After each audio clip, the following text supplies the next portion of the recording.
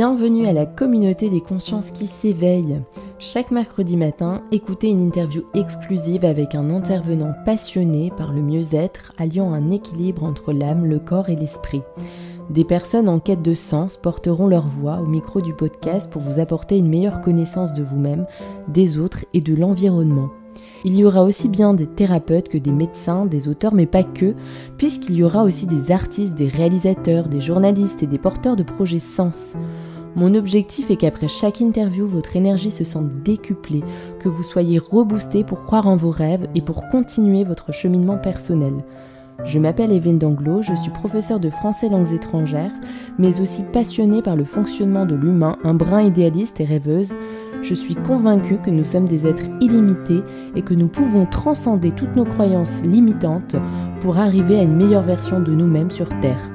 Pour soutenir ce projet Sens, vous pouvez vous abonner au podcast pour suivre tous les épisodes, vous abonner à la newsletter sur le lien Linktrambio via le compte Instagram ou Facebook, nous suivre sur les réseaux mais aussi faire un don ou commander un Zafou ou Bolster de la marque Consciousness, fabrication française et produits de grande qualité assurés. Très belle écoute, à bientôt. Bonjour aux consciences qui s'éveillent. Aujourd'hui, je suis très contente d'accueillir Émilie Drouet. Bonjour Émilie. Bonjour tout le monde, bonjour Evelyne.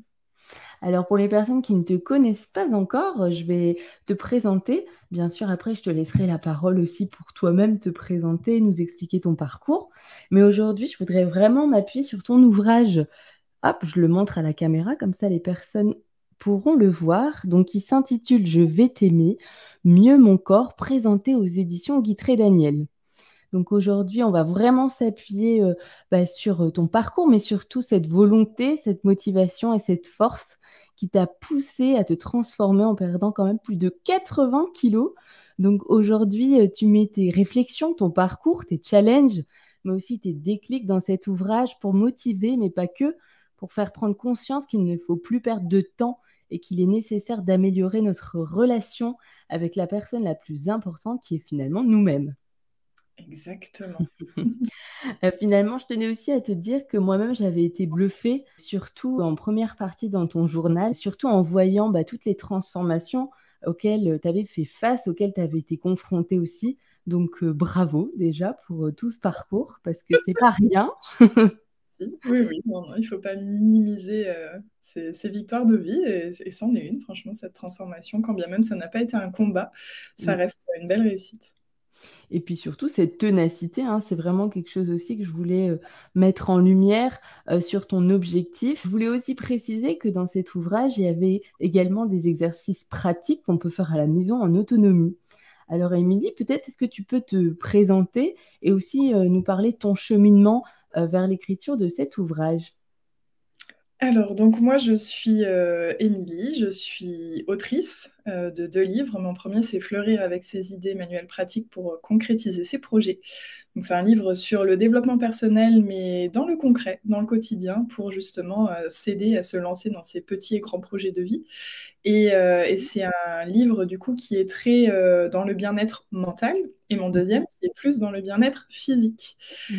Donc moi, je suis aussi présente sur les réseaux. Je suis Rose Poudrée, Rose.poudre, et c'est un petit peu comme ça qu'est née la volonté de partager, et au plus grand nombre à travers l'écriture. C'est vrai qu'on me posait beaucoup de questions, que ce soit pour le premier ou le deuxième livre, sur justement mes transformations, mes prises de conscience, si j'avais des conseils.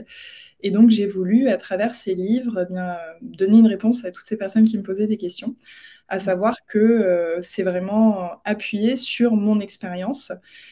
Ça part d'un témoignage de ce que j'ai appris, mais je ne suis pas professionnelle de la santé mentale, je ne suis pas professionnelle de la transformation physique, de nutrition, etc. Vraiment, je partage tout ce que moi j'ai appris, tout ce que j'ai compris, en me disant que peut-être ça pourrait être utile à d'autres. Oui, complètement. Mais d'ailleurs, il y avait aussi en présentation, tu parles, donc vraiment pour rentrer dans le cœur du sujet, des dictats esthétiques auxquels on est confronté dans notre société. Tu expliques que la femme, elle est vraiment particulièrement touchée par tout ça. Et peut-être tu peux nous en dire plus à ce sujet. Alors, pour être sur les réseaux, je suis bien au fait, malheureusement, du poids que ça peut avoir dans la vie de chacun. et chacune. Et en effet, avant, peut-être dans les magazines, encore un petit peu aujourd'hui, mais aussi aujourd'hui beaucoup sur les réseaux, il y a, qu'on le veuille ou non, une femme type à laquelle on demande toutes les autres de ressembler. Et quand bien même ce soit conscient ou non, on est un petit peu matraqué par ces images, du coup, partout, à la télé, dans les médias, sur les réseaux. Et c'est vrai que c'est important, je pense, de se rappeler que ce qu'on voit, c'est que ce soit chez les personnes dans la vie privée ou sur les médias, hein, c'est ce qu'on choisit de montrer. Donc c'est la photo qu'on aura préférée, que ce soit une photo professionnelle ou un album Instagram personnel. Dans tous les cas, ce qui est montré est choisi. Et du coup, c'est se rappeler que ce qu'on voit n'est pas 100% de la vérité. C'est une partie de la vérité. Parfois, c'est une vérité un petit peu enjolivée. Mais c'est normal, finalement, qu'on ne se reconnaisse pas à travers tous ces moments choisis parce que nous, on se voit au quotidien. Et on ne voit pas que ce 1/10, que cette photo où on trouve qu'on est plus souriant, ou que sais-je. Ça serait Donc, trop beau. Trop beau pour être vrai. donc c'est normal, en fait, qu'on ne se sente pas forcément représenté parce qu'on est encore dans cette société d'image où tout doit être beau, lisse, mais ça évolue. De plus en plus, on voit des marques qui ne retouchent plus leurs photos, des marques de sous-vêtements, de vêtements, qui montrent d'autres tailles, d'autres couleurs, d'autres types de peau, d'autres marques sur la peau. Maintenant, on voit beaucoup de vergetures aussi sur les sites. Ça évolue dans le bon sens. Et, et je fais aussi ma part sur les réseaux, du coup, en montrant un vrai corps, en montrant mon corps en ayant perdu 80 kilos, qui est un corps avec de la peau distendue, avec d'autres marques. Mais c'est normal, et c'est un corps normal. Et c'est aussi pour ça que dans ce livre, il y a beaucoup de photos qui ont été prises par Flavie Edel. C'est une photographe self-love qui nous apprend à nous aimer plus, à nous voir autrement, qui met en lumière les choses que la société aimerait cacher, par exemple. Et donc voilà, je l'ai choisie pour ça. Donc c'est elle qui a fait la photo de couverture, qui n'était pas du tout prévue au passage, parce que je voulais montrer mon visage sur la couverture. Et finalement, cette photo s'est imposée. Ouais. Et dedans, il y a différentes parties de mon corps, mais il y a également différentes parties d'autres femmes que j'ai voulu inclure pour que tout le monde se sente représenté dans mon livre et pour qu'on s'y sente bien, en fait, pour qu'on s'y sente normal, pour qu'on s'y sente accueilli. Voilà. Il y avait aussi quelque chose, je voulais rebondir sur le fait que c'était courageux aussi de ta part d'exposer justement la vérité sur les réseaux sociaux, sur Instagram, parce que c'est vrai quelque part, en fait, c'est un peu s'exposer, montrer une part de soi qui est vulnérable et qui pourtant est magnifique, puisque chacun, on est tous des êtres humains, enfin je veux dire, on devrait tous montrer quelque part la vérité et pourtant on le fait pas. Donc c'est courageux, mais est-ce que tu pourrais dire aussi qu'il y a des points négatifs à exposer cela sur les réseaux? Oui, alors de toute façon, à partir du moment qu'on s'expose et que ce soit son corps ou pas, il y a forcément un impact qui n'est pas toujours 100% positif parce que ça va toucher des gens qui vont pas forcément être bienveillants. Donc à partir du moment où on s'expose, forcément. Après, de plus en plus, comme je disais, on va quand même vers une ère où on montre plus la vérité. Il y a un gros mouvement body positif. Il y a beaucoup de gens qui se montrent. Et moi, la première, j'ai mis beaucoup de temps à me montrer sur les réseaux. Donc, quand j'étais à 155 kilos, par exemple, je me montrais pas spécialement, non pas parce que j'avais honte de moi. Au contraire, je me suis toujours aimée et je pense qu'on pourra revenir là-dessus. Mais c'est parce que j'ai senti que les gens en avaient besoin. Les gens avaient besoin de représentation. Et les gens appréciaient voir, par exemple, comment je m'habillais. Ils appréciaient se reconnaître ou tout simplement voir de la diversité. Et donc, c'est pour ça que j'ai commencé à partager des photos de moi dans mon entièreté. Et donc, c'est quelque chose que j'ai naturellement continué, en fait, pendant ma transformation. J'ai continué à montrer mon corps et j'ai continué à le montrer après. Parce que dans cette même idée de montrer aux gens la vérité et montrer aussi aux gens simplement des corps tout à fait normaux et peut-être dans lesquels ils pourront se reconnaître. Je sais que j'ai beaucoup de messages de gens qui me disent moi j'ai perdu beaucoup de poids, j'avais beaucoup de mal avec ma peau distendue, mais le fait que tu le montres, que tu montres que tu t'aimes aussi comme ça, que non, c'est pas moche en fait, c'est juste un corps différent, eh bien ça les aide. Donc c'est aussi pour ça que je le fais. Et puis le revers de la médaille, bien c'est quelques personnes, mais très peu honnêtement, qui vont simplement trouver ça moche, qu'on ne devrait pas s'exposer comme ça, qu'on ne devrait pas montrer de la peau qui pend ou des bourrelets ou que sais-je. Et puis des gens qui remettent en doute ma parole. D'accord. C'est le plus, hein, on va dire que que je vais recevoir comme message négatif, mais c'est très peu, encore une fois, hein, c'est même pas 10% que je reçois. Des gens qui pensent que je me suis fait opérer, quand bien même il n'y a pas de honte à se faire opérer, mais ce n'est pas le cas. Donc voilà, c'est plutôt de ce côté-là, mais sinon, les gens sont globalement bienveillants. Bon, ça c'est une très bonne nouvelle d'ailleurs. Mais oui, tu cites cela, d'ailleurs, nous ne sommes pas responsables de la façon dont les autres reçoivent l'information. Donc là, tu viens aussi d'expliquer un peu l'effet que ça a, quoi. On peut pas, on n'est pas responsable des comportements des autres non plus.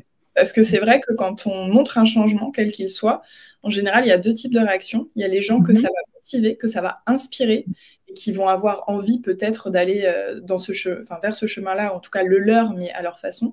Et puis il y a des gens que ça va culpabiliser, parce qu'ils vont se voir dans le miroir que je suis, et voir que quelqu'un y arrive, pourquoi pas moi, pourquoi moi j'y arrive pas, et du coup peut-être que c'est faux, peut-être qu'elle ment, parce que je pense que c'est impossible pour moi, ou tout simplement se dire, bah voilà, elle y est arrivée, moi j'y arrive pas, du coup je me dévalorise, et c'est aussi pour ça que les commentaires plus ou moins négatifs, je les prends pas personnellement, parce que je sais que c'est souvent cet effet miroir en fait qui fonctionne, et c'est que les gens se voient en moi et voient ce qu'ils n'arrivent pas, ce qu'ils aimeraient faire, et donc c'est vrai que, comme je le dis souvent, entourez-vous de gens qui vous font du bien. Si à l'heure actuelle, c'est culpabilisant pour vous de voir quelqu'un qui est dans un changement que vous espérez, eh bien, arrêtez de côtoyer ou de suivre cette personne. Si aujourd'hui, ça ne vous fait pas de bien, peut-être que ça va mûrir un petit peu. Laissez aux gens que ça enthousiasme le plaisir de suivre et de côtoyer ces gens. Mais voilà, moi, je sais que j'ai reçu quelques messages de personnes qui m'ont dit, franchement, je t'adore, j'adore te suivre, mais en ce moment, j'ai arrêté de te suivre parce que je me sens pas bien quand je te regarde, parce que moi, j'arrive pas à avancer, donc j'ai besoin d'un peu de temps. Et franchement, faites-le. Voilà, c'est votre bien-être avant tout. Et c'est important, je pense, de se questionner sur les gens qu'on côtoie, et les médias, les contenus aussi qu'on côtoie et qu'on va consulter, en fait. L'important, c'est que ça nous fasse du bien, ou en tout cas que ça nous questionne et qu'on ne fasse pas de mal. Et il y a aussi quelque chose qui est touchant, c'est que tu expliques qu'avant même ta propre transformation, donc physique, mentale, en fait, tu expliques que tu as toujours aimé ce corps, donc là, on y revient. Mais ma question serait justement, quel a été le moteur principal pour cette transformation? Oui, donc c'est vrai que c'est aussi ça qui a motivé l'écriture de mon livre. Je me suis rendu compte que mon message était atypique, à savoir, je n'ai pas voulu changer parce que je ne m'aimais pas, j'ai voulu changer pour m'aimer mieux, d'où le titre de mon livre, parce que j'ai toujours aimé mon corps, j'ai toujours aimé voilà, me prendre soin de moi, j'ai toujours été coquette, et peu importe mon poids. En fait, mon poids n'a jamais été un problème. Au-delà de ça, j'ai toujours été en bonne santé. Donc voilà, vraiment, j'étais bien et à l'aise avec mon corps, mais il y a eu un moment dans ma vie où je me suis rendu compte que vraiment je manquais de vitalité. D'accord. Ouais, j'avais plus la pêche. Voilà, j'étais en forme, mais il y a quelque chose qui n'allait pas. Et donc, je me suis dit, bon, peut-être que mon corps a besoin de bouger un petit peu. J'ai essayé toute seule de me mettre au sport. Alors, c'est vrai que j'ai jamais été sportive. J'ai toujours, pire, détesté le sport. Mais aujourd'hui, j'en fais et j'aime ça, hein, comme quoi tout est possible. Oui. Et donc, voilà, j'ai commencé toute seule, mais je me suis fait mal. Il y a eu aussi une période où mon corps a refusé de manger. Genre, j'avais plus faim. Et j'étais comme dégoûtée. Donc vraiment, mon corps m'a envoyé un message en me disant, il y a quelque chose à changer. Et donc, je l'ai entendu. Donc, j'ai essayé de faire un jeûne intermittent à ma façon. J'ai perdu trop de muscles. Enfin bref, j'ai essayé de mettre des choses en place pour répondre à cette sonnette d'alarme que j'entendais. Mais voilà, j'étais un petit peu à côté de la plaque, hein, tout simplement, parce que j'avais jamais fait. J'ai jamais fait de régime de ma vie, j'ai jamais fait vraiment de routine sportive à part du yoga. Donc voilà, je me lançais dans quelque chose à l'inconnu, et c'est pour ça que j'ai choisi d'être accompagnée par une coach en transformation physique qui était spécialisée donc dans l'accompagnement sportif et nutritionnel. Et donc, j'ai voulu faire ça pour 3 mois. J'étais partie uniquement pour 3 mois, et au final, j'ai fait 1 an, et j'ai continué après un an toute seule. Donc, j'ai fait 2 ans en fait, de transformation. J'ai voulu commencer 3 mois tout simplement en me disant, bon, bah, ça va me faire du bien, je pense que ça va me donner de bonnes habitudes. En tout cas, ça va m'apprendre les bases sur comment bien faire du sport sans me faire mal, sur comment rééquilibrer mon assiette, parce qu'à l'heure actuelle, je perdais du muscle, donc c'était pas normal. Donc voilà, j'ai fait ces 3 mois et à la fin des 3 mois, je me suis rendu compte que mon corps n'attendait que ça. Mais vraiment, sa réponse a été tellement positive, je me suis sentie tellement mieux. Il Mhm. faut savoir que pendant des années, j'avais des aigreurs d'estomac, mais ça me réveillait la nuit. Je mangeais des médicaments tous les jours. Et à aucun moment, je me suis dit, c'est pas normal, il faut faire quelque chose. Je me suis dit, bon, bah, c'est comme ça, j'ai une digestion difficile. Mhm. À aucun moment, je me suis dit, c'est peut-être autre chose. Et avec ce changement, en 3 mois, je n'avais plus aucune brûlure d'estomac. Mhm. Ouais. Et donc, je me suis dit, non, mais voilà, au-delà de ça, j'avais aussi perdu beaucoup plus de poids que ce que j'aurais cru, parce que mon but n'était pas de perdre du poids, encore une fois, hein, c'était vraiment la vitalité. Je pensais bien que j'allais devoir perdre un peu de poids, mais voilà, c'était pas l'objectif. Mhm. Et donc, au bout de ces 3 mois, voilà, j'allais extrêmement bien, j'avais que des réponses très, très positives de mon corps, et je me suis dit, bon, bah, après tout, pourquoi pas continuer, vu que j'ai l'impression qu'il attendait que ça. Mhm. Et je me suis dit, sans objectif vraiment de poids, je me suis dit, bah, on va voir jusqu'où mon corps veut aller, on va voir de quoi il a besoin. On va voir jusqu'à quand c'est relativement facile. C'est pour ça que je dis aussi que c'est pas un combat. Je me suis pas battue contre moi. Je pense vraiment que, après, tout dépend de son approche, hein, mais moi, elle était vraiment purement dans la bienveillance et dans l'expérience, Mhm. découvrir des choses que je connaissais pas. Et donc, je me suis rendu compte que comme je perdais du poids, comme mon corps était très réceptif, eh bien, ça allait m'ouvrir d'autres portes, des portes de choses que je m'étais un peu interdit, sur lesquelles j'avais mis une croix à cause de mon poids, de mon corps, de ma morphologie, et entre autres, sauter en parachute. Ah, Étant, euh, étant jeune, je rêvais de sauter en parachute. Et avec la prise de poids, eh bien, je me suis simplement dit que ça serait pas possible parce que c'est jusqu'à 90-95 kilos. 90, ouais. Tu le cites d'ailleurs hein, dans ton ouvrage. Et donc, c'est devenu mon objectif. Comme je me suis rendu compte que je pouvais changer, eh bien, je me suis dit, OK, bah, essayons de sauter en parachute. Essayons Mhm. de renouer avec cette liberté sur laquelle j'avais fait une croix. Et c'est devenu mon objectif. Et je vous spoil tout de suite, j'ai réussi. Ah bah génial. Alors c'était comment? C'était incroyable. Ça passe à une vitesse folle, mais vraiment Waouh. une expérience. En plus, c'était extrêmement symbolique, un saut dans le vide. Donc, Ouais. c'était voilà, c'était vraiment génial. Et ça m'a aussi ouvert la porte d'autres choses en me disant, bah, en fait, la liberté Mhm. que j'ai eue de sauter en parachute, c'est la liberté pour tout maintenant dans ma vie. C'est-à-dire Mhm.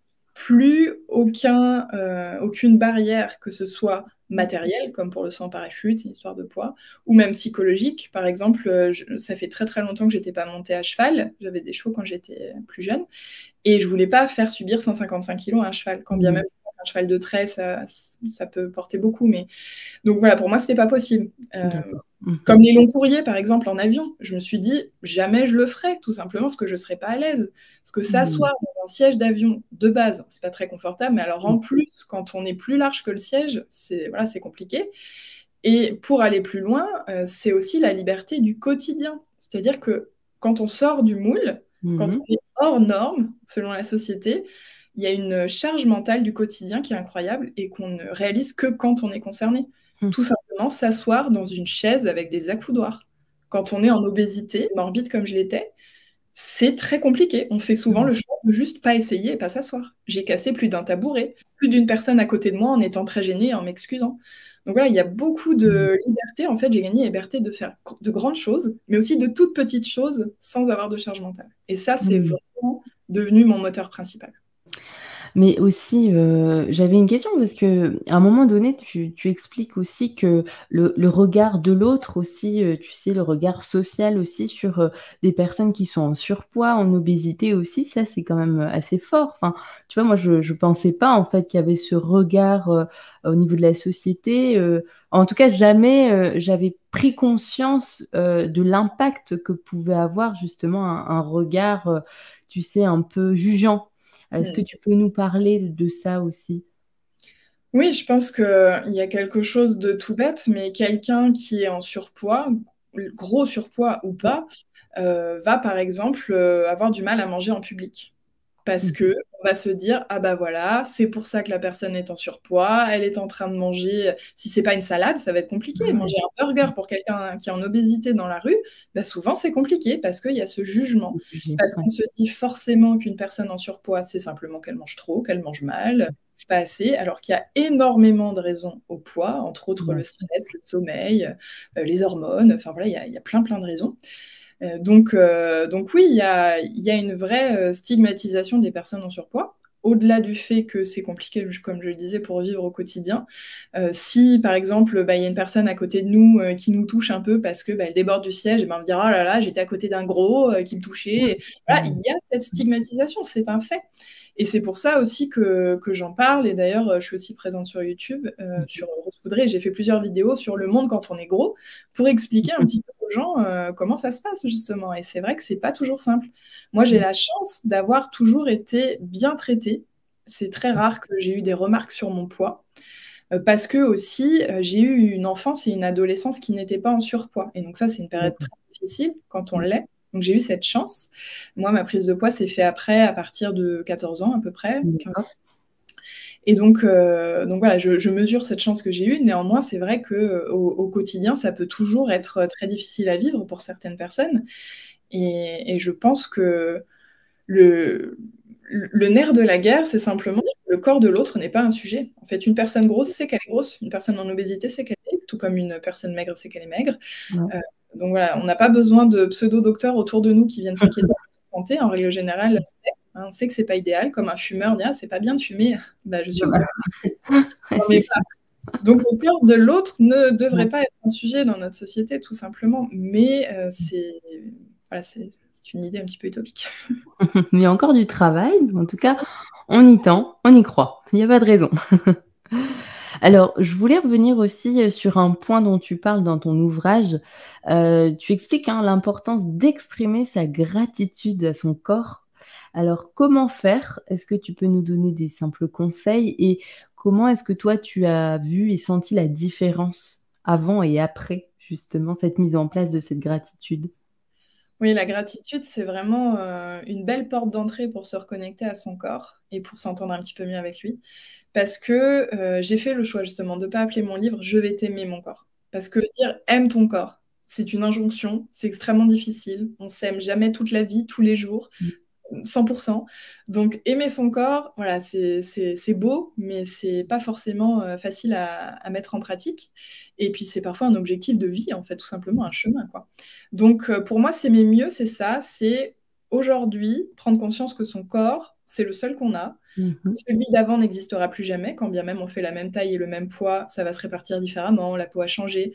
Donc on ne redeviendra jamais la personne qu'on a été, tout comme on ne sait pas à quoi on va ressembler demain. Quand bien même on perd tout le poids qu'on imagine perdre, quand bien même on prend tous les muscles qu'on imagine prendre, enfin, peu importe son objectif, on ne sait pas. Le corps fait un petit peu ce qu'il veut, même si on peut travailler certains muscles. Voilà, on ne peut pas savoir. Et puis aussi, parfois, il se peut qu'on ait un accident, qu'on puisse plus marcher. Enfin, on ne sait pas, en fait. Ou une grosse cicatrice qu'il faille appréhender. Donc, on ne sait pas. Le seul corps qui compte, c'est celui du jour. Et c'est pas celui de demain, c'est celui d'aujourd'hui. Parce que demain, on ne sait pas. Voilà, demain, on ne sait pas. Et donc la gratitude, pour moi, c'est, comme je disais, une belle porte d'entrée parce que c'est se rendre compte que quand bien même son corps, on ne l'aime pas aujourd'hui, même si on a une relation très difficile avec son corps, eh bien, il nous permet de vivre. Il nous permet d'enlacer des proches, il nous permet de vivre des expériences, il nous permet d'avancer, tout simplement, dans la vie. C'est se reconnecter à ça, en fait. Se dire, OK, je suis quand même reconnaissante, même s'il n'est pas comme j'aimerais qu'il soit, il nous permet de vivre, quoi, tout simplement. Oui, je rebondis sur quelque chose aussi parce que je voulais partager une anecdote personnelle par rapport à ce que tu dis sur finalement vivre l'instant présent, reconnaître son corps tel qu'il est aujourd'hui. On ne sait pas de quoi est fait demain. Tu vois, pour la petite histoire du podcast, en fait, ça s'est vraiment passé à partir de l'accident de mon papa. Donc, qui du jour au lendemain s'est retrouvé avec plus de 10 minutes d'arrêt cardiaque. Donc, tu doutes bien que le retour au corps a été extrêmement difficile et encore une chance qu'il ne soit pas resté dans un état végétatif. Enfin, tu vois, c'était vraiment très difficile et surtout, tu te rends bien compte que oui, voilà, c'est vraiment ça, quoi. Et dans la gratitude et puis se rendre compte de la chance qu'on a d'être dans ce corps physique qui nous permet aussi de vivre, d'avoir des interactions au quotidien, de bouger, de faire du sport, de sentir, tu vois, les sensations des fleurs, du toucher, enfin vraiment avoir tous ces 5 sens complètement décuplés et c'est vraiment important. Je pense que bien souvent, on est trop dans le mental et on oublie qu'on a ce corps qui nous porte tous les jours, quoi, qui nous aide. Mais le corps, en règle générale, on n'y pense que quand il y a un problème. C'est comme les dents, on va chez le dentiste quand on a mal. Eh ben, le corps, on y pense quand on a mal, quand on a une douleur, quand on a quelque chose à régler. Et c'est dommage. Et moi, la première, hein, c'est ce que j'explique aussi dans mon livre. Et c'est là où je me suis rendu compte que j'avais beau aimer mon corps, il y avait quand même un manque de considération. Parce que toute ma vie, j'ai pris soin de mon visage, je mettais de la crème tous les jours, je me démaquillais tous les soirs, mais le corps, jamais rien. Pas de crème, pas de gommage, pas de massage, rien. Comme si il n'existait pas, en Ouais. fait. Et donc, je me suis rendu compte qu'on n'était pas en train de vivre une histoire d'amour, mais plus une colocation. Voilà, Ouais, on c'est marchait pas ça. trop sur les pieds.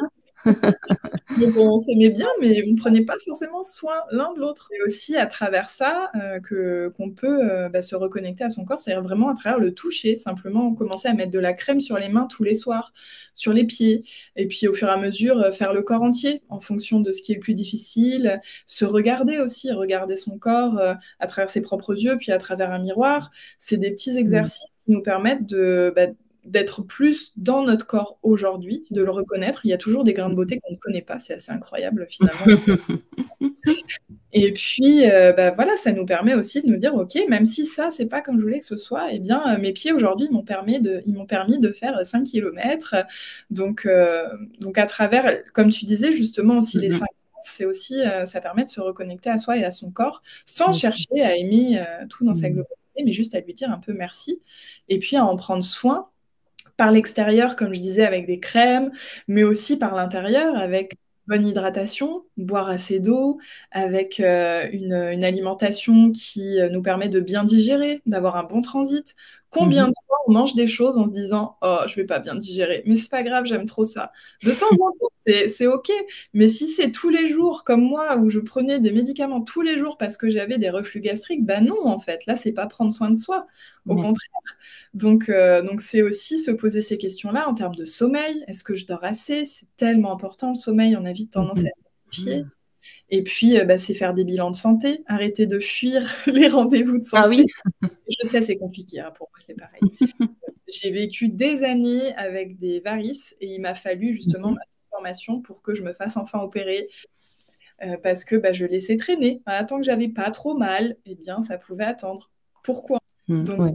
c'est ça, c'est prendre soin de soi dans la globalité intérieure, extérieure, et puis aussi, comme tu disais, par le mouvement, parce que le corps bouge un peu, ne serait-ce que des étirements, rien que ça, on n'est pas obligé de faire une pratique sportive incroyable. Oui. Mais juste favoriser un peu la circulation de l'énergie, déjà, c'est top.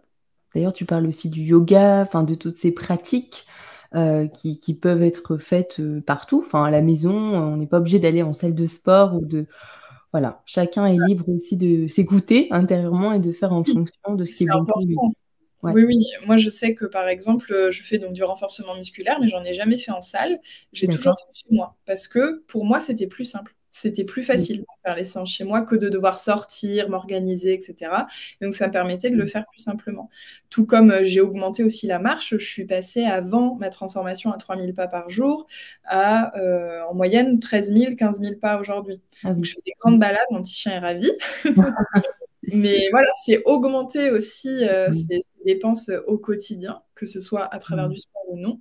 Et pas plus tard qu'hier, j'ai dansé comme une folle sur de la musique pour me dépenser parce que je me suis dit non, je ne vais pas faire ma séance là, il fait vraiment trop chaud en ce moment. Ah, Néanmoins, j'avais quand même besoin de me dépenser et ça, c'est un besoin que je ne connaissais pas avant. Ouvert à travers la pratique sportive. Je me suis rendu compte que ça me faisait énormément de bien, mm. autant encore justement se dépenser, les hormones, mais aussi psychologique. Ça fait un vrai boost de confiance Oui. en soi, de voir que Mm. notamment avec le renforcement musculaire, je suis passée à soulever des bouteilles d'eau à 20-25 kilos. C'est Mm. incroyable pour la confiance en soi, aussi par C'est l'action. sûr, complètement.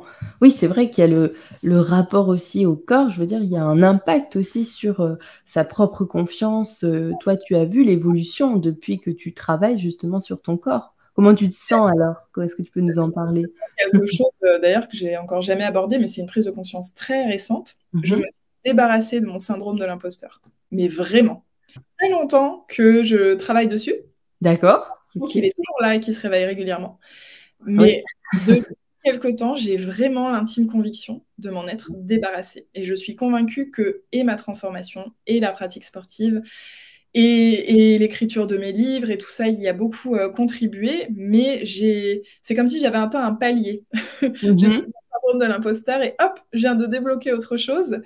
Typiquement, peut-être qu'avant, j'aurais pas accepté cette interview. Je me serais dit, peut-être que je suis pas capable.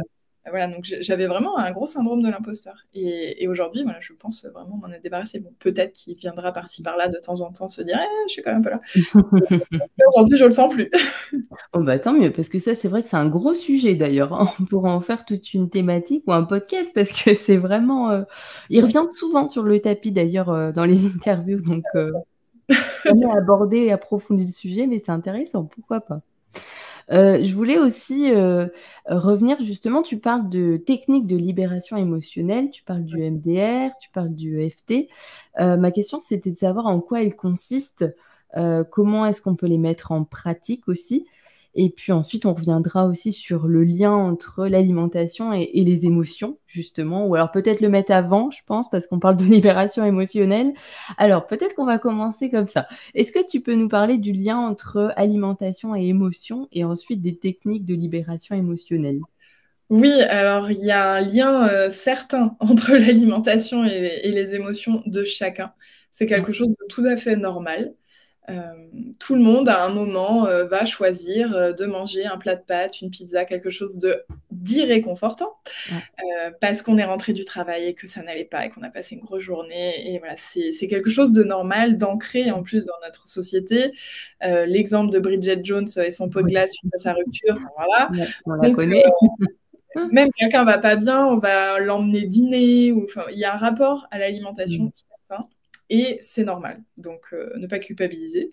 Néanmoins, quand c'est omniprésent, et quand l'alimentation devient le plaisir de la journée, quand l'alimentation devient un mécanisme de fuite systématique d'une émotion désagréable, et même agréable, on célèbre énormément, tout va bien, on va manger, tout va mal, on va manger. Donc, quand c'est très, très fréquent, c'est vrai que là, ça pose question puisque on met en place donc un mécanisme d'évitement. C'est une addiction comme une autre et c'est une addiction qui vient compenser une émotion qu'on n'a pas envie de vivre par quelque chose qui nous remplit et qui nous fait du bien immédiatement.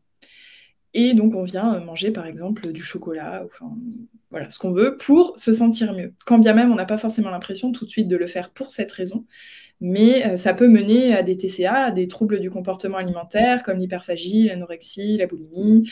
Voilà, ça peut mener à des comportements très, très importants qu'il faut Mmh. évidemment prendre en charge dans la mesure du possible avec des professionnels. Mais en termes de prise en charge du quotidien de soi-même, quand on n'en est pas forcément là, c'est vrai qu'il y a typiquement cette expression de manger ses émotions. Voilà, Mmh. je vais pas bien, je vais manger. Et donc, moi, ça me concerne. C'est aussi pour ça que j'en ai parlé. C'est la raison principale de ma prise de poids, qui s'est fait graduellement depuis voilà, mes 14-15 ans à peu Mmh près, je mh. crois. C'est une habitude que j'ai prise et qui est restée et qui s'est ancrée. Et j'ai Mmh. fini dans mon quotidien par avoir hâte de manger, en fait. Tous mes repas étaient devenus mes plaisirs de la journée. Mmh. Et quand ça n'allait pas, voilà, je me faisais un repas et je mangeais un peu trop en proportion.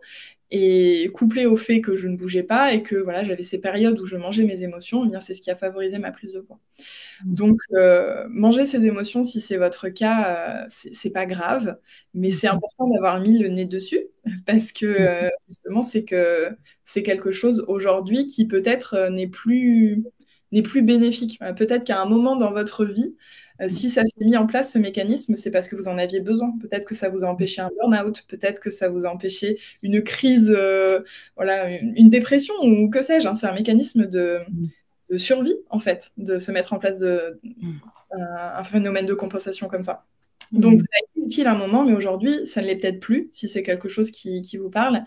Et donc, la première étape pour moi, c'est d'en prendre conscience, Mmh. qu'on est en train de compenser ses émotions, qu'on est en train de les manger, et de ne pas se donner comme objectif d'arrêter, parce que ça fait souvent très longtemps qu'on le fait. Ouais. Et donc, pour moi, la première étape, c'est la prise de conscience et la note. Noter quand ça arrive et essayer d'identifier dans quelle situation.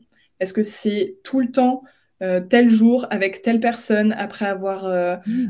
rencontré voilà, plusieurs personnes ou pas, quelle est la situation et quelle est l'émotion, du coup, derrière. Et ça, c'est pas facile. Je vous invite Ouais. à chercher des tableaux d'émotions sur Internet, parce qu'il y en a bien plus que 5. Enfin, disons qu'elles découlent de 5 grandes émotions, mais il y en a beaucoup. Et donc, réussir à mettre le doigt dessus, c'est pas facile. Et en autant, ça permet comme ça de voir, OK, est-ce que je fais beaucoup de crises où je mange mes émotions, vraiment parce que la perception peut nous tromper. Et puis, voilà, est-ce qu'il y a des schémas répétitifs? Est-ce que c'est tout le temps après le travail? Est-ce que c'est tout le temps avec un carré de chocolat? Tout le temps parce que j'ai peur du futur si je quitte mon travail. Enfin, voilà. Ça aide vraiment à prendre conscience de ce qui est en train de se passer. Et ensuite, on peut mettre en place d'autres mesures pour essayer de réduire un petit peu, dans un premier temps, ces crises émotionnelles. Oui, parce que finalement, c'est des automatismes qu'on crée, hein, c'est ce que tu expliques. C'est des habitudes qu'on n'aime pas, mais c'est des habitudes qu'on a réussi à bien mettre en place. Bien ancrées dans notre quotidien. Et donc, c'est intéressant aussi cette idée d'aller explorer, d'aller s'auto-explorer, tu sais, comme un petit investigateur, et puis d'essayer de mettre la lampe torche pour essayer d'éclairer un peu toutes ces émotions qui sont enfouies. Mais je pense que c'est vraiment un long travail, comme tu dis aussi, de conscience en fait de ce qui se passe dans notre corps. Enfin, on nous l'apprend pas non plus, mais c'est vrai, enfin, c'est pas quelque chose qui est inné non plus. On apprend à s'écouter et puis ça demande quand même pas mal d'introspection, de courage aussi, d'être à l'écoute. Oui, je pense qu'il faut être prêt. Moi, comme je le dis aussi, ce que j'ai fait là, cette transformation, je pense que j'étais pas prête à le faire avant. Et je pense que le travail que j'ai fait justement avec mon premier livre, tout ce travail psychologique m'a beaucoup aidée à être prête pour ce travail physique ensuite. Et c'est pour ça que dans mon livre, donc après ma partie journaling, où c'est finalement mon journal intime de transformation, eh bien, je commence par explorer tout ce qui est psychologique, tout ce qui est habitude de vie, sociétale, ce avec quoi on a grandi, pourquoi on a le corps d'aujourd'hui, parce que c'est d'abord dans la tête. Ça part vraiment de la tête. On peut changer tout ce qu'on veut dans l'assiette et toute pratique sportive, mais si à côté, il y a d'autres raisons qui font qu'on a le corps qu'on a, comme par exemple manger ses émotions, eh bien, il y a plein de personnes qui font de la chirurgie bariatrique et qui reprennent du poids parce que justement, il y avait peut-être des TCA ou une alimentation émotionnelle qui est toujours là. Donc le problème, c'était pas juste de manger moins. Non, tout le monde le ferait. S'il suffisait de manger moins et faire du sport, c'est sûr. Alors, est-ce que apprécie être en obésité. Hein. Non, je tiens à rappeler que personne n'apprécie être en obésité parce qu'il y a plein de gens qui estiment que se montrer sur les réseaux, notamment en obésité, c'est faire la promotion de l'obésité. Ça n'existe pas. On peut s'aimer, apprécier son corps, se trouver belle. Néanmoins, demander à quelqu'un en obésité si ça lui convient de rester en obésité toute sa vie, ils vont vous dire oui parce qu'ils n'ont pas le choix, peut-être, parce que c'est aujourd'hui, mais c'est pas quelque chose qu'on souhaite à quelqu'un, on souhaite à personne d'être en obésité. Simplement, on apprend à vivre avec et on apprend à être heureux avec. Merci aussi de le préciser, c'est important. Par rapport, tout à l'heure, donc on revenait sur tu sais, ces techniques de libération émotionnelle. Est-ce que tu peux nous en dire plus alors sur l'EMDR et l'EFT? Alors, en particulier, pas spécialement. C'est des techniques que je conseille avec notamment l'aide de professionnels. D'accord. Néanmoins, il y a un lien direct entre le corps et les émotions et les traumatismes. Et l'exemple tout bête, c'est voilà, si je rentre dans une pièce, je vois quelqu'un, ça me donne mal au ventre, je me sens pas bien. Donc il y a un lien direct. Alors, on a des ressentis physiques et au-delà de ça, parfois quand on n'ose pas dire les choses, on a mal au ventre. Quand on a beaucoup de charge mentale, on a mal aux épaules. Voilà, il y a souvent un lien entre la tête et le corps. Et quand le corps le dit, c'est qu'on n'a pas écouté la tête. Et très souvent, on peut passer des années à ne pas écouter la tête. Ce qui fait que c'est très ancré dans notre chair et que ces techniques de libération passent par le corps pour faire le chemin inverse et libérer la tête. Et donc, c'est une méthode qui peut être très intéressante quand justement on a passé beaucoup trop de temps à faire l'autruche dans sa propre tête et qu'on ne sait plus vraiment par quel bout prendre les choses, qu'on n'arrive plus forcément à identifier nos traumas ou nos blocages. Donc ça peut permettre de passer par le corps, par le toucher, par le tapotement, par des méthodes d'hypnose. Ouais, il y en a beaucoup que je cite dans mon livre pour essayer d'explorer un petit peu ça, pour essayer de faire le lien entre sa blessure psychologique, sa blessure d'âme, et ses maux physiques. Je parle aussi, je cite notamment Lise Bourbeau avec les 5 blessures qui vous empêche d'être vous-même. Mhm. Peut-être inexact, mais... Et donc, c'est vrai que, par exemple, on a la blessure d'humiliation et on voit qu'il y a des masques qui sont très typiques et des compositions corporelles qui sont typiques aussi. Et donc, par exemple, c'est souvent du surpoids. Se poser la question de est-ce que ça me parle? Ça peut être aussi plusieurs blessures, hein, mais ça peut nous aider, en passant par le physique, de retourner dans sa tête et de comprendre en fait ce qui s'est passé et pourquoi aujourd'hui j'ai eu besoin de mettre une armure, pourquoi aujourd'hui j'ai eu besoin de mettre une distance avec les autres, pourquoi j'ai eu besoin de créer mon propre cocon. Voilà, c'est un lien direct. C'est comme, oui, la blessure du rejet, de l'abandon, ce corps maigre qui veut à tout prix se cacher, en fait, qui veut pas trop s'imposer.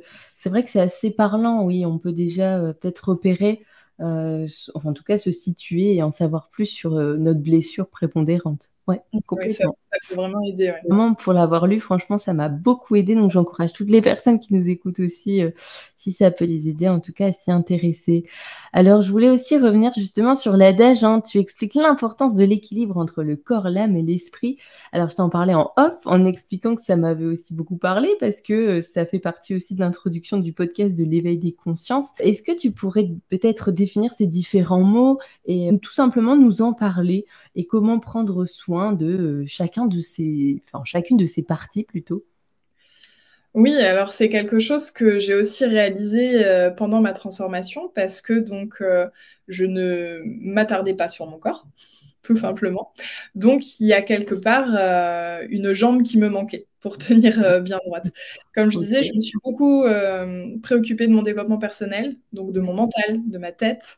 Et donc ensuite, je me suis préoccupée de mon corps. Entre-temps, je suis passée par le développement personnel et je me suis découverte une ouverture d'esprit que je n'avais pas avant. Je me suis renseignée sur énormément de méthodes, de disciplines et sur tout ce qui touche aussi à la spiritualité. Et c'est quelque chose auparavant sur laquelle j'étais extrêmement fermée. J'avais vraiment, c'est pour ça que j'ai eu une ouverture d'esprit liée après, enfin, au développement personnel et ensuite à la spiritualité. Donc je me suis intéressée à plein de choses, à chaque fois en me disant pourquoi pas. Alors, en me disant, après tout, si ça fait pas de mal, peut-être que ça peut me faire du bien. J'ai essayé plein de choses, plein de disciplines. Et donc, je suis passée par le développement personnel, la tête, puis la spiritualité, l'esprit, et puis ensuite le corps. Et donc, c'est comme ça que je me suis rendu compte que c'était important de travailler cet équilibre. Parce qu'au cours de ma transformation, il y a eu des moments où j'oubliais ma spiritualité, où j'étais très dans ma tête et dans mon corps. Parfois, c'était l'inverse, j'étais très dans ma spiritualité, mais plus trop dans mon développement personnel, dans mon mental, dans mon bien-être psychologique.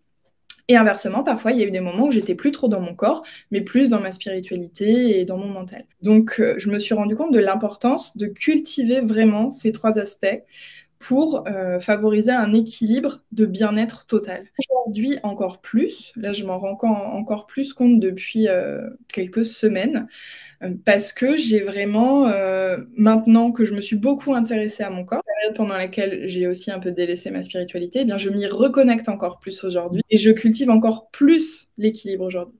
Et ça peut passer par quelque chose de tout bête, mais faire une action chaque jour pour son corps, son esprit et son âme. Et quelque chose de vraiment très très simple. Par exemple, faire 10 minutes de marche après le dîner ou le déjeuner, ou simplement s'étirer le matin. Faire du journaling, le matin écrire ses pensées, le soir écrire 3 gratitudes de la journée, puis prendre 5 minutes avec son thé pour être contemplatif à sa fenêtre, ne rien faire, ne rien penser, juste être là, accueillir, écouter les oiseaux, regarder les nuages, pour prendre soin aussi de sa spiritualité au quotidien. Ça peut être vraiment aussi simple que ça. Le fait de faire ces petites actions, eh bien, l'équilibre bénéficie de ces 3 petites actions quotidiennes qu'on peut juger comme insignifiantes, mais pourtant non. Ça, c'est vrai. Tu as raison aussi de le préciser, il faut pas minimiser en fait chaque action, mais chaque petite action, finalement, c'est ça aussi, ça peut être tout simplement observer un coucher de soleil ou vraiment prendre le temps aussi d'être présent. Enfin, c'est vraiment ça, quoi. Toutes les petites choses de la vie font que, en fonction de comment on va les regarder, comment on va les observer, elles sont magiques. En fait, on leur donne de la magie et pourtant, ce sont des petites choses de la vie quotidienne. Ça, j'adore aussi tout ce qui est en lien avec, tu sais, la pleine présence. Donc, c'est très parlant. Oui, puis surtout la spiritualité, c'est vrai que c'est un grand mot qu'on mêle souvent à la religion, alors que ça n'a rien à voir. On peut être religieux et avoir une spiritualité, tout comme on peut être religieux et ne pas avoir de spiritualité. On peut avoir de spiritualité sans être religieux. Donc Oui. vraiment, ce sont deux choses très différentes. Et la spiritualité, à mon sens, elle est unique. Chacun a la sienne, chacun a sa propre façon de la cultiver. Et Hmm. on n'a pas besoin de brûler de l'encens et de se mettre en lotus, quoi. Oui, exactement. Et ça aussi, c'est le genre de stéréotype qu'il faudrait casser complètement. Mais merci beaucoup en tout cas, Émilie, pour ton partage. Vraiment, j'incite aussi toutes les personnes qui souhaitent découvrir ton ouvrage, comme je le disais, avec des exercices pratiques, le journal hein, en première partie aussi, où tu expliques que c'est ce que tu disais aussi, toute ta transformation psychologique, tout ce que tu as vécu. Enfin, vraiment, il y a de quoi faire. Vous apprendrez plein de choses. Est-ce que Et tu veux dedans, rajouter? Oui, bah oui, justement, tu allais dire, est-ce que je vais rajouter? quelque Justement, ce que chose. je voulais rajouter, c'est que dedans, il y a 5 témoignages de professionnels, donc de Ok. santé psychologique, mentale, Oui. physique. Parce que, comme je vous l'ai dit, moi, je ne suis pas professionnelle dans Mm. ces matières. Je vous partage mon expérience et je voulais justement qu'il y ait aussi des réponses à des questions qui viennent de professionnels. Mm. Et également, il y a leurs coordonnées pour que si on a besoin d'aide dans tel ou tel domaine, donc il y a sophrologue, naturopathe, diététicien, coach sportif, voilà, et bien on puisse avoir des contacts directement pour essayer de creuser un petit peu et avec de l'aide. Complètement. Donc merci. Et puis de toute manière, l'ouvrage est disponible un peu partout, dans toutes les Exactement. librairies, en ligne aussi sur Internet. Voilà, donc je n'hésiterai pas aussi à mettre bien sûr ton lien Instagram et YouTube pour C'est les gentil. personnes qui souhaitent découvrir aussi ce que tu partages sur les réseaux. En tout cas, un petit dernier mot de la fin peut-être, Émilie, qu'est-ce que tu voudrais partager à la communauté des consciences qui s'éveillent? Ça peut être ce que tu veux. Bien. Eh bien, j'aimerais vous dire de ne pas attendre demain et dès aujourd'hui de faire une petite action pour votre corps. Voilà, quelque chose de très simple. Hmm. Vous hydrater, par exemple, voilà, ce soir, mettre de la crème sur le corps. En conscience, si on peut. Ben, grand merci, merci de nous avoir écoutés. N'hésitez pas, si vous le souhaitez, bien sûr, à partager, à commenter. On sera aussi ravis de lire vos commentaires, vos avis. Enfin, vraiment, ça avec grand plaisir. Passez une très bonne journée. À bientôt. Au Merci, revoir. merci tout le monde. Au revoir.